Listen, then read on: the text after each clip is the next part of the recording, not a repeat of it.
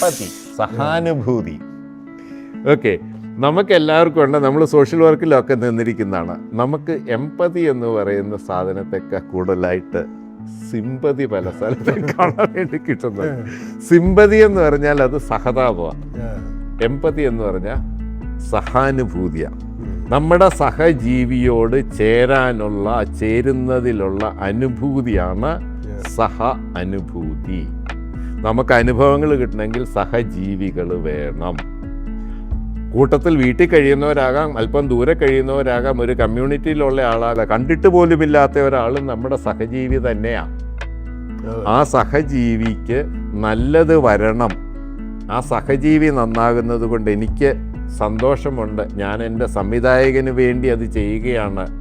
സംവിധായകൻ എന്നെ സൃഷ്ടിച്ചത് അതിനും കൂടെ വേണ്ടിയാണ് എന്ന് ഞാൻ വിശ്വസിക്കാമെങ്കിൽ ഏതൊരു ജീവിയോടും എനിക്ക് സഹ അനുഭൂതി ഉണ്ടാകും. എനിക്ക് വേണ്ടിയാണ് ഈ ലോകം സൃഷ്ടിച്ചിരിക്കുന്നതെന്ന് ഞാൻ ചിന്തിക്കാൻ തുടങ്ങുമ്പോൾ എനിക്ക് പിന്നെ എല്ലാവരോടും സഹതാപവും പുച്ഛവുമാവും. ഇതെല്ലാം ഞാൻ ഗിഫ്റ്റഡ് ആയ ആളാണ്, എനിക്കെല്ലാം ഇത് ലഭിക്കേണ്ടതാണ്. I am entitled for all these things. You people are all no somebodies എന്ന് പറഞ്ഞ സമയത്ത് വിശ്വസിക്കാൻ പറ്റും. എന്നെപ്പോലെ സൃഷ്ടിക്കപ്പെട്ട വ്യക്തിയാണ് അതും. മറ്റേ ഡിഗ്നിറ്റി രണ്ടാൾക്കും ഉണ്ട്, എല്ലാവർക്കും.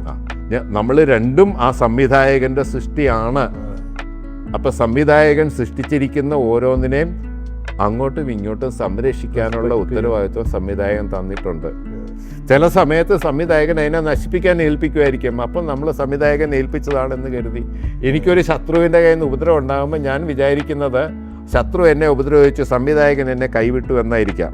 തിരിച്ചു ചിന്തിക്കാം, ഇങ്ങനെ ഒരു സംഭവം നടക്കുന്നതാണ് സംവിധായകന് താല്പര്യം, സംവിധായകന് കഥ വേറെ വഴിക്ക് കൊണ്ടുപോകാനാണെന്ന് ചിന്തിക്കാവുന്നുണ്ടെങ്കിൽ എനിക്ക് ഈ ശത്രുവിനോട് ദേഷ്യം വരത്തില്ല. നമ്മുടെ വീട്ടിലുള്ള ആൾക്കാരുടെ നല്ല കാര്യങ്ങൾ കണ്ട് അവരെ പ്രോത്സാഹിപ്പിക്കണം. അപ്രീസിയേഷൻ എന്ന് പറയുന്നത് ആൾക്കാർ people are craving for appreciation. അപ്പം അപ്രീസിയേഷൻ കൊടുക്കാൻ നമ്മൾ വില്ലിങ് ആകുന്നതാണ് സഹാനുഭൂതിയുടെ വ്യക്തമായ അടയാളം. Then comes flexibility and adaptability.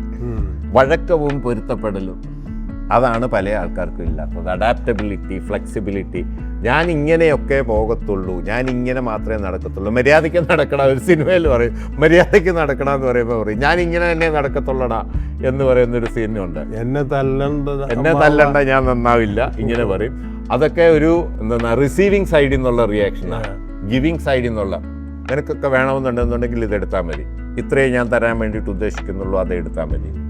I am the head of the family, so I decide and you do it. ഇന്നത്തെ അവസ്ഥ മാറി, നാളെ വേറെ ഒരു ഡിഫിക്കൽട്ട് സിറ്റുവേഷൻ വന്നു. അങ്ങനെയാണെന്നുണ്ടെന്നുണ്ടെങ്കിൽ ഞാൻ ഇതിനനുസരിച്ചിട്ടൊന്നും ചെയ്യത്തില്ല. എൻ്റെ കുടുംബത്തിൽ ഇങ്ങനെയൊന്നും ആരും ചെയ്തിട്ടില്ല, ഞാനിങ്ങനെ നിൽക്കത്തുള്ളൂ. ഏത് സിറ്റുവേഷൻ വന്നാലും മൊത്തം കുടുംബത്തിന് അല്ലെങ്കിൽ നമ്മുടെ ഗ്രൂപ്പിന്, നമ്മുടെ സഹജീവികൾക്ക് ഗുണകരമായ രീതിയിൽ പൊരുത്തപ്പെടാൻ നമ്മുടെ മനസ്സിനെ തയ്യാറാക്കി വെക്കണം. അതിനുള്ള വഴക്കം ഉണ്ടാകണം. ദെൻ സെവൻത് ക്വാളിറ്റി എന്ന് പറയുന്നത് പേഴ്സണൽ റെസ്പോൺസിബിലിറ്റി, വ്യക്തിപരമായ ഉത്തരവാദിത്തം.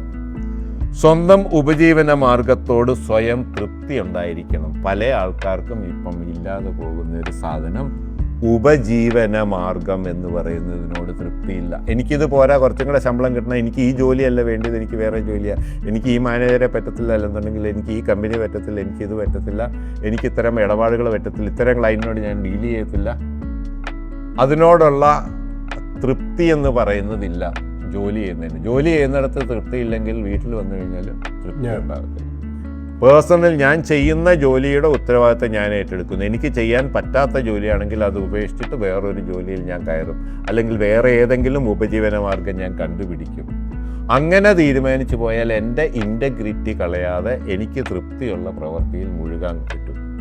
എനിക്ക് ഇത്ര സ്റ്റാൻഡേർഡിൽ ജീവിക്കണം, ഇത്ര വരുമാനം വേണം എന്ന് ഞാൻ വെച്ച് കഴിഞ്ഞിട്ട് എനിക്ക് ഇത്ര രൂപ ശമ്പളം വേണമെന്ന് പറഞ്ഞുകൊണ്ട് ജോലി അന്വേഷിക്കാൻ തുടങ്ങുമ്പോഴാണ് എനിക്ക് ഈ പേഴ്സണൽ റെസ്പോൺസിബിലിറ്റി എന്ന് പറയുന്നത് കളയേണ്ടി വരുന്നത്. പിന്നെ വേറെ ആരെങ്കിലും കൽപ്പിക്കുന്നത് ചെയ്യാൻ ഞാൻ ബാധ്യസ്ഥനായിട്ട് പോകും.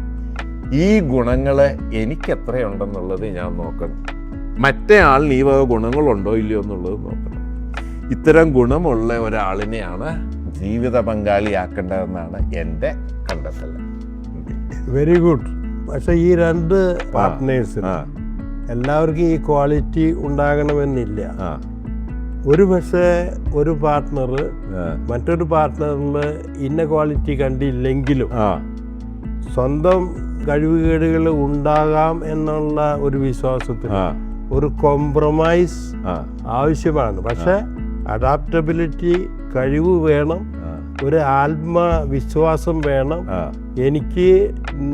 നമുക്ക് രണ്ടുപേർക്കും ഒന്നിച്ച് പ്രവർത്തിച്ച് നമ്മൾ ശരിയായിട്ടുള്ള ഡയലോഗൊക്കെ നടത്തി അണ്ടർസ്റ്റാൻഡിങ്ങിൽ വന്നാൽ നിന്റെ ക്വാളിറ്റിയെ സ്വല്പം കൂട്ടാനായിട്ട് എനിക്ക് കൺട്രിബ്യൂട്ട് ചെയ്യാൻ പറ്റായിരിക്കും, അതുപോലെ നിനക്ക് എന്നെയും സഹായിക്കാൻ പറ്റും. അതുകൊണ്ട് ഇപ്പോൾ എല്ലാം റെഡിമെയ്ഡ് അല്ലെങ്കിലും ഇതൊരു പ്രോസസ്സാണ്, ഇതൊരു ഫോർമേഷനാണ്. ഇത് നമ്മൾ ഒന്നിച്ച് വളർത്തിയെടുക്കുന്ന ഒരു സ്ഥിതിവിശേഷമാണ്. അതുകൊണ്ട് നല്ല ആത്മധൈര്യത്തോടു കൂടി യെസ് പറയാനുള്ള സന്നദ്ധത ഉണ്ടായാൽ ആ പാർട്ട്ണർഷിപ്പ് ശരിയാക്കാൻ വേണ്ടി. എക്സാക്ട്ലി. ഓക്കെ, ഈ കഴിവുകളെല്ലാം ഒരുപാട് നമ്മുടെ ഈ കഴിവുകൾ ഉണ്ടാകണം എന്നുള്ളതല്ല, ഈ കഴിവുകളെക്കുറിച്ച് നമ്മൾ ബോധ്യമുള്ളവരായിരിക്കണം. എനിക്ക് എല്ലാ കഴിവുകളും ഉണ്ടാവില്ല, എൻ്റെ കഴിവും കൂടെ നികത്താൻ പറ്റുന്ന ഒരു പാർട്ട്ണറെയാണ് കിട്ടുന്നതെങ്കിൽ ഈ രണ്ടുപേരെ അങ്ങോട്ടും ഇങ്ങോട്ടും പരിശ്രമിച്ചാൽ അവരുടെ കഴിവുകളെ നർച്ചർ ചെയ്ത് വളർത്താൻ സാധിക്കും. ഒരാൾ ഒറ്റയ്ക്ക് ജീവിച്ചു കഴിഞ്ഞാൽ അയാളുടെ കഴിവിനെ നർച്ചർ ചെയ്യാൻ ആരുമില്ല. വളമിട്ടെങ്കിലേ വളർത്താൻ ആളുണ്ടെങ്കിൽ എന്തെങ്കിലും സാധനം വളരത്തുള്ളൂ. രണ്ടുപേര് ചേർന്ന് കഴിഞ്ഞ് പരസ്പരം നർച്ചർ ചെയ്യാൻ അവർ പ്ലാൻ ഇട്ട് കഴിഞ്ഞാൽ, കല്യാണം കഴിക്കുന്നത് നർച്ചർ ചെയ്യാൻ വേണ്ടിയിട്ടാണെന്ന് ആരും കരുതുന്നില്ല. എനിക്ക് ചെയ്യാൻ പറ്റാത്തതെല്ലാം നടത്തി കിട്ടാൻ വേണ്ടിയിട്ട് വേറൊരാളിനെ കൊണ്ടുവന്നുള്ള that partnership is not going to work for a long period. ഇപ്പോൾ വാസ്തവത്തിൽ പാർട്ട്നേഴ്സിനെ കിട്ടാത്ത ഏതെങ്കിലും ഗ്രൂപ്പ് തീർച്ചയായിട്ടും ഉണ്ട്. പാർട്ട്നേഴ്സിനെ കിട്ടാത്തതെന്ന് പറഞ്ഞാൽ നമ്മളെല്ലാം പാരാമീറ്റേഴ്സ് നോക്കി കല്യാണം അന്വേഷിക്കുന്ന ഒരു കൾച്ചറാണ് അറേഞ്ച്ഡ് മാരേജിൽ കുടുംബങ്ങളിലുള്ളത്. എല്ലാവരും നമുക്ക് പറ്റിയ, നമുക്ക് ചേരുന്ന ഇത് വേണം. ആണിനേക്കാളും പ്രായക്കുറവുള്ള പെണ്ണിനെ കല്യാണം കഴിക്കണമെന്നൊക്കെ ഒരു കൺവെൻഷനുണ്ട്. അതുപോലെ തന്നെ രണ്ടുപേർക്കും തുല്യമായിരിക്കുന്ന വിദ്യാഭ്യാസം, തുല്യമായിരിക്കുന്ന സ്റ്റാറ്റസ് വേണം, സാമ്പത്തിക സ്ഥിതി വേണം എന്നൊക്കെ പറയും. വിദ്യാഭ്യാസത്തിനകത്താണ് ഏറ്റവും പ്രധാനമായിരിക്കുള്ള ഒരു അന്തരം വിസിബിളായിട്ട് വരുന്നത്, മെഷേർഡായിട്ട് വരുന്നത്. സാമ്പത്തികം തുടങ്ങിയ സാധനങ്ങൾ അത്രയും എവിഡൻറ്റും മെഷറബിളും അല്ല.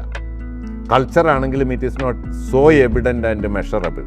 പക്ഷെ വിദ്യാഭ്യാസം എന്ന് പറയുമ്പോൾ ആൾക്കാരുടെ കയ്യിൽ സർട്ടിഫിക്കറ്റ് എന്ന് പറയുന്ന ഒരു സാധനം കിട്ടിയിരിക്കുന്നത് കൊണ്ട് അത് മെഷറബിളായിപ്പോയി.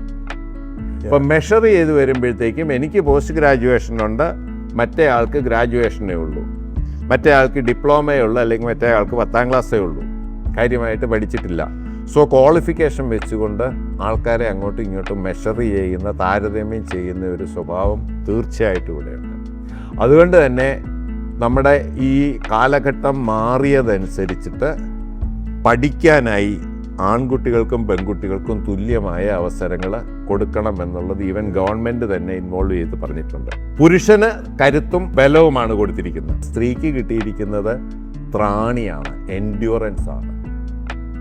അപ്പം ത്രാണി എന്ന് പറഞ്ഞാൽ ഒരു കാര്യത്തിൽ കൂടുതൽ സമയം അതിൽ തന്നെ മുഴുകി പ്രവർത്തിക്കാനുള്ള ഒരു മിടുക്കാണ്. പുരുഷന് കരുത്തും ബലവും ഉള്ളത് കൊണ്ട് ഏതെങ്കിലും ജന്തുവിനെ ഓടിച്ചിട്ട് തല്ലിക്കൊല്ലാനോ, മരത്തിൻ്റെ മുകളിൽ കയറാനോ, കല്ലുരുട്ടാനോ, കുഴി കുത്താനോ ഒക്കെയുള്ള മിടുക്ക് അവന് കൂടുതലായിട്ടുണ്ട്. ഇന്ന് കരുത്ത് ആവശ്യമുള്ള ജോലികൾ ചെയ്യാൻ വേണ്ടി ധാരാളം യന്ത്രങ്ങളുണ്ട്. ഈ യന്ത്രങ്ങൾ പ്രവർത്തിപ്പിക്കാനുള്ള മിടുക്ക് സ്ത്രീക്കുമുണ്ട്, പുരുഷനുമുണ്ട്. അപ്പോൾ സ്ത്രീക്ക് ഇന്നത്തെ കാലഘട്ടത്തിൽ പുരുഷൻ്റെ മനസ്സും പുരുഷൻ്റെ സപ്പോർട്ടും അവർക്ക് പ്രധാനപ്പെട്ട, പക്ഷേ പുരുഷൻ്റെ കരുത്തെന്ന് പറയുന്നത് അത്രയും പ്രധാനപ്പെട്ടതല്ല. പുരുഷൻ നേരത്തെ തന്നെ ഉപജീവന മാർഗം കണ്ടെത്താൻ വേണ്ടി ഏതെങ്കിലും ജോലിയിൽ വിടും. 10ാം ക്ലാസ്സോ ഡിപ്ലോമ എന്തെങ്കിലും കഴിഞ്ഞ് കഴിഞ്ഞിട്ട് നമ്മുടെ കമ്മ്യൂണിറ്റികളിലെ അത്യാവശ്യ സേവനങ്ങൾ ചെയ്യുന്ന ലൈക്ക് കൺസ്ട്രക്ഷൻ, ഫാബ്രിക്കേഷൻ, ട്രാൻസ്പോർട്ടേഷൻ തുടങ്ങിയ ജോലികളിലൊക്കെ നിൽക്കുന്ന ആൾക്കാരുണ്ട്. അവരൊരുപാട് പഠിച്ച് വലിയ വിദ്യാഭ്യാസം നേടുന്നതിന് മുമ്പ് തന്നെ വീട്ടിലെ ഉപജീവനത്തിന് ആവശ്യമായ ധനം സമ്പാദിക്കാൻ അവർ ജോലി ചെയ്യാൻ വേണ്ടി ഇറങ്ങിയവരാണ്. എന്നിട്ട് അവരവരുടെ സഹോദരിമാരെ പഠിപ്പിച്ച്, എനിക്ക് പറ്റിയ പോലെ പറ്റുന്ന ഒരു സഹോദരിമാരെ പഠിപ്പിച്ച് ഗ്രാജുവേഷനും പോസ്റ്റ് ഗ്രാജുവേഷനും അതിനും അപ്പുറം വരെ പഠിപ്പിച്ചു. ഇത്രയും പഠിപ്പിച്ച് കഴിഞ്ഞപ്പോൾ ആണിനും പെണ്ണിനും തമ്മിൽ ക്വാളിഫിക്കേഷനിൽ കാര്യമായ അന്തരം വന്നു. ക്വാളിഫിക്കേഷൻ എവിഡൻ്റ് ആയിരിക്കുന്ന ഒരു യാർഡ് സ്റ്റിക്ക് ആയതുകൊണ്ട് പെൺകുട്ടിക്ക് ക്വാളിഫിക്കേഷൻ കുറവുള്ള ആണിനെ കല്യാണം കഴിക്കുന്നത് സ്റ്റിഗ്മ ആയിട്ട് അവർക്ക് കണക്കാക്കാൻ തുടങ്ങി. അതായത് ഒരു ആശേരി ഒരു സ്കില്ലുള്ള വ്യക്തി, ഒരു സ്കില്ലുള്ള വ്യക്തിയാണ്, പക്ഷെ ആ സ്കില്ലുണ്ടെന്നുള്ളത് ഇവർ അംഗീകരിക്കുന്നില്ല, സർട്ടിഫിക്കറ്റ് ഇല്ല. സോ സർട്ടിഫിക്കേഷൻ എന്ന് പറയുന്ന ഒരു സംഗതി നോക്കിയിട്ട് പ്രാപ്തിയുള്ള ഒരു പുരുഷനെ കെട്ടുകയാണെന്നുണ്ടെന്നുണ്ടെങ്കിൽ അവരുടെ കുടുംബം ഭംഗിയായിട്ട് പോകും. അയ്യോ ഇയാൾ മെക്കാനിക് അല്ലേ എന്ന് ചോദിച്ചു കഴിഞ്ഞാൽ അവരോട് ഞാൻ ഒന്ന് ഉത്തരം പറയുമെന്നുള്ള അർത്ഥമില്ലാത്ത ഈഗോയിൽ നിന്നാണ് ഇങ്ങനെ ഒരു വ്യത്യാസം വന്നിരിക്കുന്നത്. അപ്പോൾ അതുകൊണ്ട് പലപ്പോഴും ഈ ക്വാളിഫിക്കേഷൻ സർട്ടിഫിക്കേഷൻ കുറവുള്ള ആൾക്കാർക്ക് കല്യാണം നടക്കാൻ ബുദ്ധിമുട്ട് വരുന്ന സാഹചര്യമുണ്ട്. അവിടെയും എനിക്ക് പറയാനുള്ളത് സർട്ടിഫിക്കറ്റിൻ്റെ മൂല്യത്തെക്കാൾ കൂടുതലായിട്ട് ഈ ക്വാളിഫിക്കേഷൻ കുറവുണ്ട്, എൻ്റെ കല്യാണം നടക്കുന്നില്ല എന്ന് പറയുന്ന ഒരു പുരുഷൻ ചെയ്യേണ്ടത് ആ പുരുഷൻ്റെ പേഴ്സണൽ ക്വാളിറ്റീസ് ഇമ്പ്രൂവ് ചെയ്യുക എന്നുള്ളതാണ്. ഉത്സാഹമുള്ള ഒരു വ്യക്തി എന്ന് പറഞ്ഞാൽ ആ വ്യക്തിയോട് ആർക്കും ഇഷ്ടം തോന്നും. ഉത്സാഹം എന്ന് പറഞ്ഞാൽ എന്തൂസിയാസം എന്ന് പറഞ്ഞാൽ ഇറ്റ് ഈസ് കണ്ടേജിയസ്. എനിക്കിവിടെ പേഴ്സണലി അനുഭവമുണ്ട്. എനിക്ക് വളരെ ഓരോ കാര്യങ്ങളിലും കുറച്ചധികം എന്തൂസിയാസമുണ്ട്. അത് നമുക്ക് നോക്കാമേ എന്ന് പറഞ്ഞിട്ട് ഞാൻ അതിനകത്തേക്ക് ഇറങ്ങി ചാടാൻ വേണ്ടിയിട്ട് വില്ലിങ് ആവും. So I get many people to join with me in doing that. അത് എന്തൂസിയാസം കാണിക്കുന്നത് കൊണ്ടും കാണിക്കാൻ മടിയില്ലാത്തത് കൊണ്ടാണ്. ഒന്ന്, എനിക്ക് ഇത്രയേ ഉള്ളൂ എന്ന് വിചാരിച്ചുകൊണ്ട് തന്നിലേക്ക് ഒതുങ്ങുന്ന സ്വഭാവം ഇവർ നിർത്തി എനിക്ക് ഇത്രേ കാര്യങ്ങളിലും മിടുക്കൊണ്ട്, അത് കൂടാതെ എനിക്കിങ്ങനെ ഉത്സാഹത്തോട് കൂടിയിട്ട് കാര്യങ്ങൾ ചെയ്യാനറിയാം. ഞാൻ ജോലി ചെയ്യുന്നതിനിടയ്ക്ക് എനിക്ക് തമാശ പറയാൻ വേണ്ടിയിട്ടും തമാശ ആസ്വദിക്കാനും ഞാൻ വില്ലിങ് ആണെന്നുണ്ടെങ്കിൽ എൻ്റെ ജോലി കാണുന്നവർക്ക് കുറേ കൂടെ തൃപ്തി ഉണ്ടാവും. ഞാൻ ജോലിയും എടുക്കാനാണ്, ഞാൻ ഗൗരവത്തിൽ ജോലി ചെയ്തുകൊണ്ടിരിക്കുകയാണെന്നുണ്ടെന്നുണ്ടെങ്കിൽ ഞാൻ ഗൗരവക്കാരനായിട്ട് നിൽക്കും. ഞാൻ പണി ചെയ്യുന്നുണ്ട്, ഞാൻ നല്ല മിടുക്കൻ നല്ല അസലായിട്ട് എനിക്ക് ഈ സാധനത്തിൻ്റെ ഫാബ്രിക്കേഷൻ വർക്ക് മുഴുവൻ എനിക്ക് ചെയ്യാൻ വേണ്ടിയിട്ട് അറിയാം. പക്ഷേ എനിക്ക് പെണ്ണ് കിട്ടാത്തതുകൊണ്ട്, ഒരു പെണ്ണിനും എന്നെ ഇഷ്ടമില്ലാത്തത് കൊണ്ട് ഞാൻ സങ്കടനായിട്ട് ദുഃഖപുത്രനായിട്ടിരുന്ന ജോലി ചെയ്തുകൊണ്ടിരുന്നു കഴിഞ്ഞാൽ എന്നെ കാണുന്ന ആളിനും എന്നോട് അങ്ങനെയൊക്കെ തോന്നത്തുള്ളൂ. അതുകൊണ്ട് ഞാൻ ഉത്സാഹത്തോടെ പെരുമാറുകയും കാര്യങ്ങൾ ചെയ്യാൻ വേണ്ടി ഇനിഷ്യേറ്റീവ് എടുക്കുകയും സമയത്തിന് വേണ്ടത് കാര്യങ്ങൾ വേണ്ടതുപോലെ ചെയ്യുമെന്നുണ്ടെങ്കിൽ എനിക്ക് വിലയുണ്ടാകും. ആ വില ബോധ്യപ്പെടുന്ന ഒരു പങ്കാളിയെ എനിക്ക് കണ്ടെത്താനും സാധിക്കും.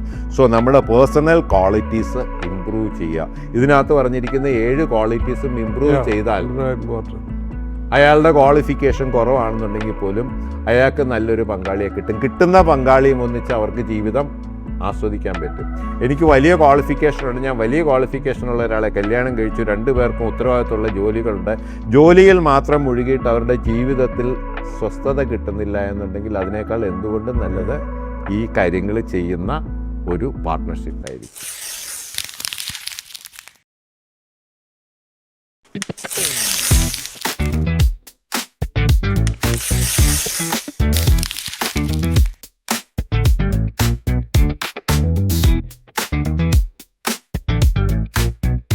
അപ്പോൾ ഞാൻ പറഞ്ഞ പ്രൊഫസർ, എനിക്ക് ഇന്ത്യക്കൊക്കെ പോകാൻ വളരെ ഇഷ്ടമാണ്, പക്ഷെ എന്തായാലും കാശൊന്നുമില്ല. ബാസൽ യൂണിവേഴ്സിറ്റിയിൽ മെഡിസിൻ പഠിച്ചിരുന്നതായിരുന്നു ഈ Leonie she's A beautiful lady and sweet lady. Okay, I love her. Okay, അത് കാണാഞ്ഞത് നന്നായി. മോന്റെ പ്രായമുള്ള എനിക്ക്. അവിടുത്തെ കപ്പലിലൊക്കെ നല്ല ഭക്ഷണമൊക്കെ ഉണ്ടല്ലോ. മെനു അനുസരിച്ച് 7 സംഗതികൾ അന്ന് സെർവ് ചെയ്യുന്നു. ഓക്കെ, ഞാൻ അവിടെ ചെന്നു, അവർ ഭക്ഷണം വിളമ്പി, ഞാൻ നോക്കിയിരിക്കുന്നു, മറ്റവരൊക്കെ വളരെ നന്നായിട്ട് കഴിക്കുന്നു. ഞാൻ ഈ കപ്പലിലെ 7 മെനു വരും എന്ന് കരുതി നോക്കിയിരിക്കുമ്പോഴാണ് അവിടെ മണിയടിച്ചിട്ട് എല്ലാവരും ഒക്കെ എനിക്ക്